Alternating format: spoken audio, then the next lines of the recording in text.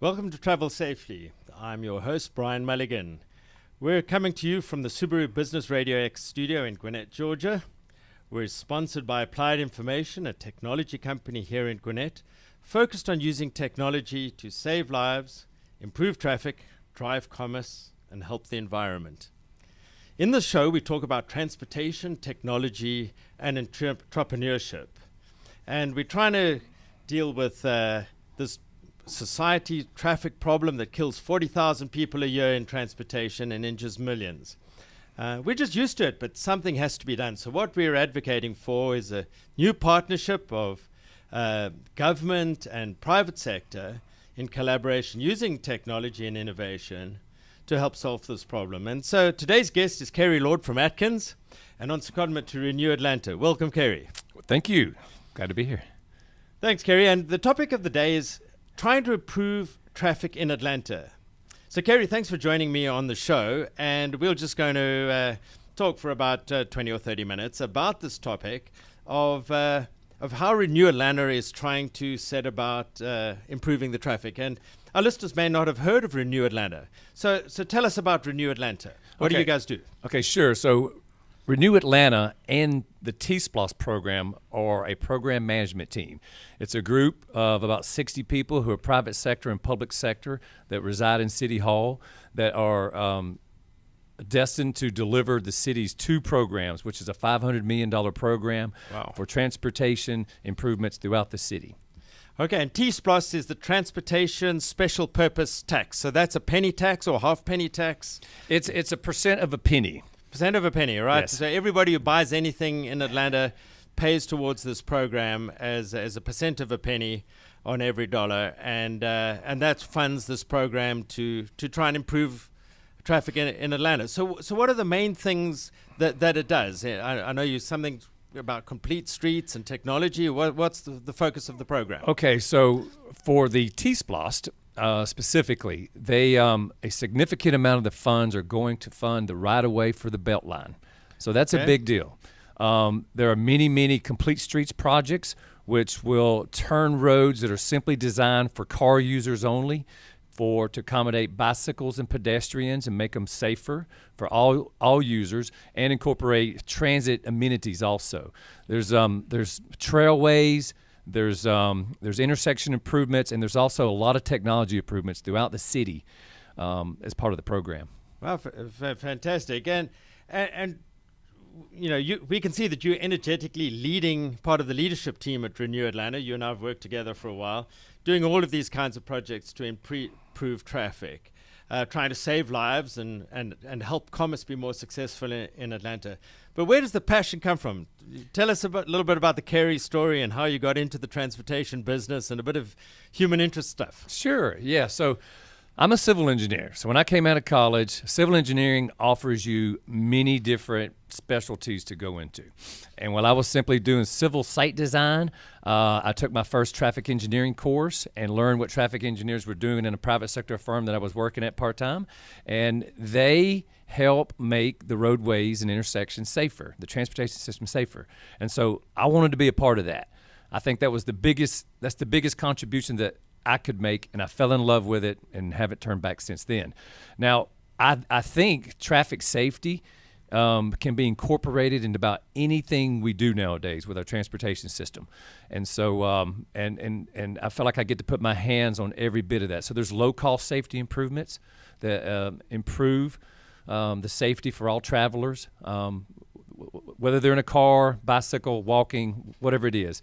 And then there's more advanced today available to us through technology for also all those same users. So one of the things that I know about you is that you've spent some of your time in the public sector and some of your time in the private sector. Mm-hmm. What's that story? You were with Douglas County originally? How did that all work? Well, so when I was in the private sector, I knew I needed to spend some time in the public sector so I could really be a decision maker and make the decisions to help that county's infrastructure and their transportation system. And there's no better place to be than be working for them. I was hired as their traffic operations division manager in 2004, and within a few years I was also their deputy director of the whole department, and there was a special purpose tax there.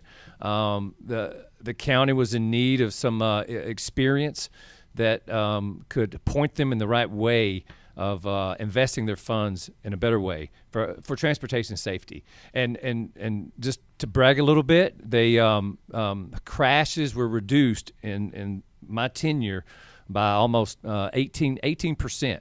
And we had a significant, aggressive, low-cost safety program.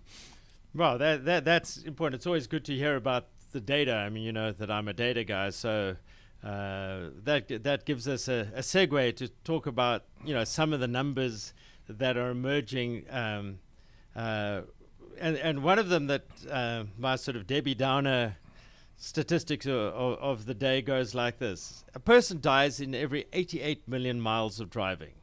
So that sounds like it's quite an infrequent event. I mean, 88 million miles is a lot of driving, but not when you look at it like this. That let's say a young professional salesperson drives 40,000 miles a year. That's pretty typical for a sales guy. And let's say the salesperson does this job for 20 years. So what we're saying is that one in 110 salespeople doing these kinds of mileage are going to end their career dead. So 1 in 110.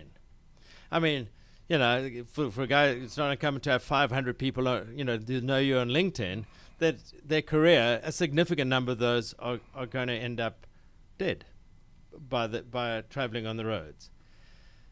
So the question is, you know, this brings a sense of urgency about it. Could you talk to me a little bit about in the public sector where you're engaged? Is there a sense of urgency, would you say? Yeah, I mean, I think there is. It's just everything has a price. And so governments have to make those hard decisions on what can they fund and what will their taxpayers let them fund. And so there are a lot of things, you know, to improve safety that are high dollar, high cost. Like if you grade separated intersections, major reconstruction things, brand new roadways. But okay, so just to put those in layman's terms, that's a good point. So in other words, if every intersection we redid as a bridge or a tunnel so that the cars didn't have to cross each other, that would make it safer. But that's billions and billions of dollars and completely impractical in downtown Atlanta. That's right. So those are the high cost. So what we're saying is really taxpayers and society accept these risks. We've just got used to them. Yes, I would agree. Yeah, I mean, people love their cars. The car was a great invention. Now, through these many decades, it's been crashes have increased. Since the phone, the iPhone, the smartphone, they've even gotten much worse because of distracted driving. So we have a major dilemma right now and today. That's actually a great point, and you know, to extend on that, we say that applied information is focused on saving lives and improving mobility through technology. Renew Atlanta is focused on saving lives and improving mobility through local government programs. So why are we finding it so hard to manage all of this? Or is this just the pace at which you think things go, and this is the pace that taxpayers are willing to fund these programs? Do you think that's the limiting factor? It is. In my opinion, it is. I mean, there's the taxpayers have a huge list of things that they desire for the public sector to provide. You know, it's parks, amenities, emergency services. You know, all protection, security. And transportation is a part of that. So there's the lack of funds to do what everybody would simply want is simply not available to do that. So we're into the business of trying to do more with less, and so that's where, you know, you and I've collaborated about technology. We're going to talk about that a little bit later in the show. Of how we can use technology to achieve some of these objectives. But certainly in the private sector side is one of the things that we've figured out is that you can't sell safety from the private sector.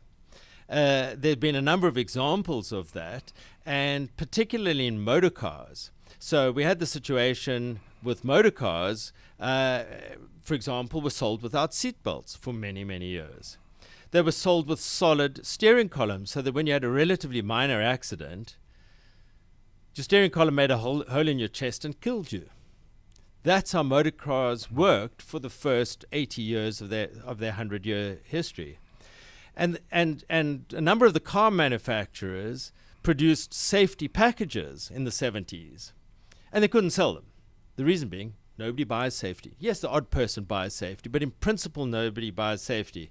And so what it seems to be emerging is that safety and public policy are the two things that government actually do.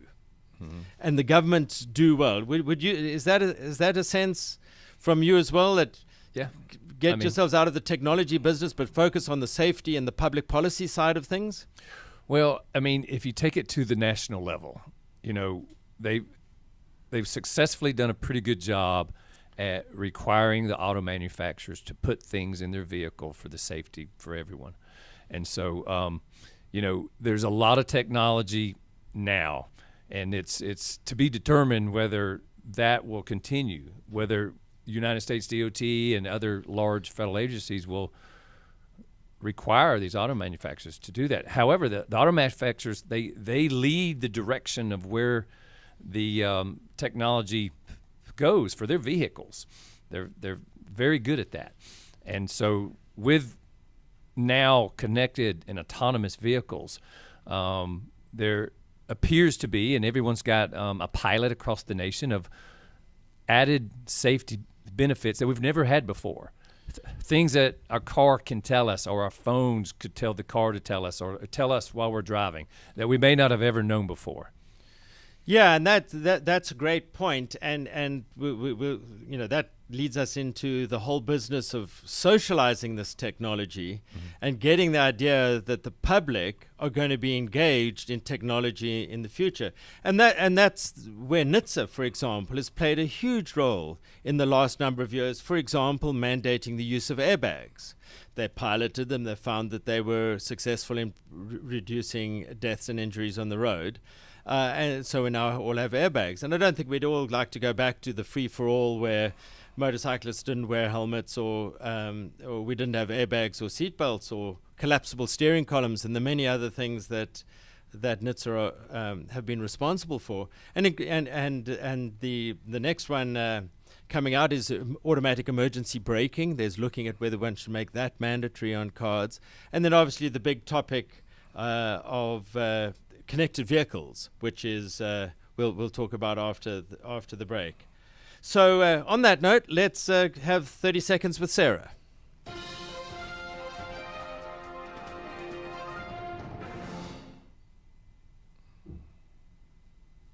This is your transportation news in 30 seconds or less with Sarah. The birds have landed in Atlanta. Bird scooters, an electronic personal mobility device, have come to Atlanta streets. These new devices are dockless, meaning you can pick them up and return them wherever, unlocking with just a smartphone. Bird and their competitors, such as Lime Bike Share, are aiming to solve that last-mile transportation problem. Not everyone is a fan, however, as the scooters and bikes can be left as a nuisance in sidewalks and roadways. You can find these new scooters in Midtown, Tech Square, West End, and downtown Atlanta. Back to you, Brian. In case you are just joining us, this is Travel Safely with Bryan Mulligan. How to save lives, improve traffic, drive commerce, and help the environment, with our guest Keary Lord from Atkins and Renew Atlanta. So before the break, we touched on the idea of autonomous vehicles, connected vehicles, distracted driving, cell phones, and so forth. And so you and I have collaborated on the North Avenue project. And so sketch out for me, as a bit of a background, is what Atlanta was trying to achieve with the North Avenue Living Lab. So Atlanta wanted to have a living lab corridor where they could test some of the latest and greatest innovation and technology in the nation or the world. And they chose North Avenue because of its unique characteristics. The way it goes through the urbanized part of Midtown, it has major private sector corporations on it. It has institutions such as Georgia Tech. It connects major state routes to the Beltline. And so it has all the elements of different multimodal users all upon it. Atlanta had also received a grant, one of 3 cities, the Together for Safer Roads Challenge grant, where the road was studied to determine characteristics of crashes and behavior, and try to come up through the private sector entities working with the public sector of ways to reduce crashes and also try to predict them with the technology available today. And so the team and the leadership made a decision of what they wanted: an outcomes-based project. They wanted certain technologies to provide safety, connected vehicle capabilities, adaptive system technologies, and wanted companies to provide that through what's called a request for information. And so the city had put out a request for information 2 years ago in the fall to solicit available technology solutions and goals and missions to accomplish that. And that's when the city was able to select the ones they want to pursue and implement and test.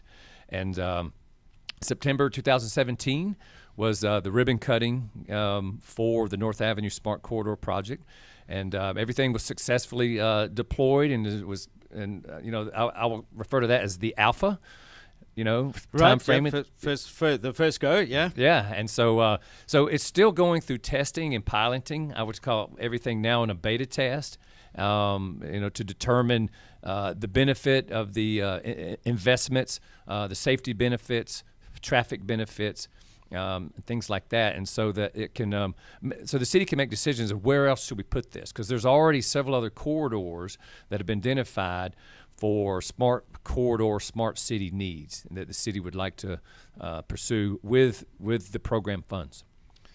Yeah, and at that point, I'm going to give a shout out to Applied Information, which was one of the technology providers that was selected for the program.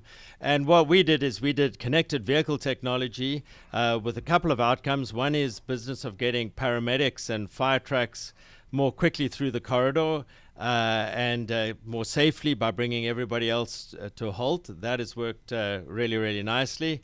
And the other one is the TravelSafely app, where we've got something like 600 test users in total, and I think 300 in Renew Atlanta, driving up and down testing the TravelSafely app, which led actually to the name of this program. Mm-hmm. And so to touch on those a little bit, those programs look like they're working for you guys? Oh, yeah. So the fire department is very pleased with the technology. They had not had a preemption system like this that turned the signals green for them in advance of their arrival, and also the signals or intersections to their left or right. The fact that the technologies attached to the turn indicators really make a big difference, and they clear the traffic, get them through. They can simply save people's lives faster, and it's all about time for them. And so they desire to expand. Well, that's good news. Yes, of course. And, they want to expand it throughout other corridors in a cluster of downtown and midtown. So that's in the near future. Regarding TravelSafely, so the fact that this technology does multiple things is actually quite impressive. And the day that I read your RFI and asked you to come speak about it, I remember thinking you're a little bit crazy, but it actually worked. And so, TravelSafely is, and you use this term, Bryan, everything is connected to everything. So if you're a biker, if you're a pedestrian, if you're on the bus, in your car, and you have the app, you can all be connected. You can all be connected to the traffic signal system and know when the signals are timing down, the phasing countdown of red, yellow, and green. If you're about to intersect each other, you get a warning before you would collide with another mobility, regardless of what it is, pedestrian, bicycle, or car. You also, if you go through a school zone, you get warned to follow the appropriate speed construction zone. There's a lot of neat benefits. It's really very intelligent. And, what we are excited about is for there to be more users to experience it and to deploy it on more of the intersections that currently have the technology, this adjacent to North Avenue, such as Boulevard and Juniper, and as that system expands even further. No, fantastic. So one of the things that I've discussed with you and talked about is your quite ambitious goal of having an autonomous shuttle on North Avenue. Yes. Talk to us about that. What is that? What is that all about? So with autonomous vehicles, all drivers have a different type of driving behavior. So I'm going to start with that. Yeah. We have young drivers, experienced drivers, aggressive drivers, passive drivers, drunk drivers, texting drivers, you name it. And so it is reality that that is a major issue in our cars, in our transportation systems, and that autonomous technology can provide driver support and safety. And this conversation you and I have so often is that you can back each other up. You can help each other when one may have a flaw or not recognize something. So, driver supported systems are very safe, in my opinion. Now, going full autonomy, I think that there's a level of that technology that's coming out in shuttles, and the car industries are looking at it very, very seriously. And so, Atlanta wants to be prepared for the autonomous vehicle generation.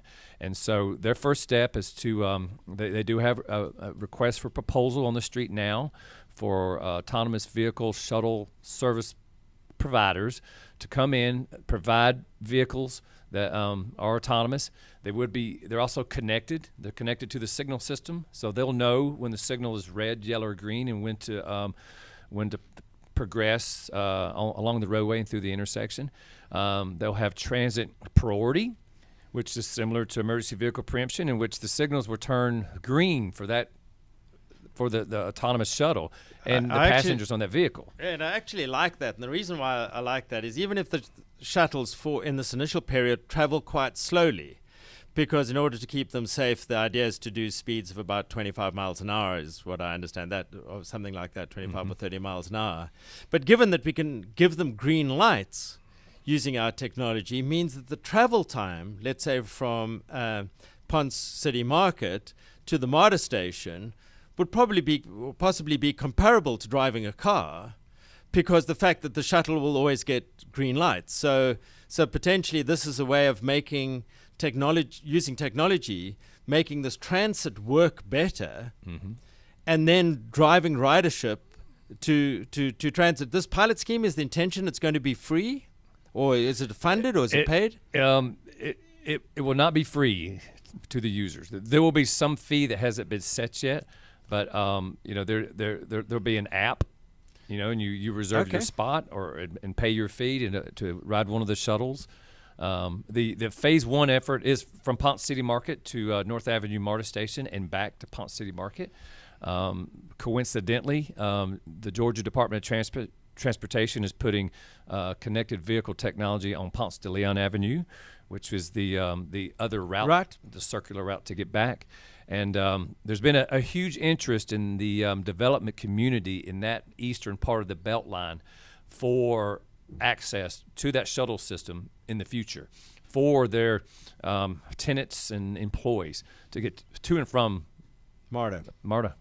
Fantastic, because that's led us on to another one of your initiatives that we're involved in, is making transit work better. And we're just jointly now doing this this first application in Campbellton Road. And so that's a 2018 activity to make buses work better. Yeah. So we have the city has a phased approach for that. They want to give transit priority to Campbellton Road, which is it's one of the heaviest transit used corridors in the city, on the southwest side. The decision was made to make the signals have transit priority now. Let's just go ahead and put those on those buses to provide that a faster bus ride, and then the signals turn green for the buses. The next phase of that will be a complete streets project, and with bus rapid transit for the corridor, with the transit priority and the connected vehicle system, TravelSafely. So it'll encompass all of the elements of all mobility ultimately. And so at a simple level, if we make the buses work better, more people ride the bus instead of driving their cars, less cars on the road, everybody wins. Everybody wins. If if anything we need to do in the urban environment is to probably get less cars. And that's the major way of doing it is to make the transit work better. Sure, yes. Keary, I'd just like to give you guys props and congratulate you on your program down at Renew Atlanta. It's been very exciting to participate in that with you. And here's to ongoing involvement and making Atlanta's traffic better. Thank you very much.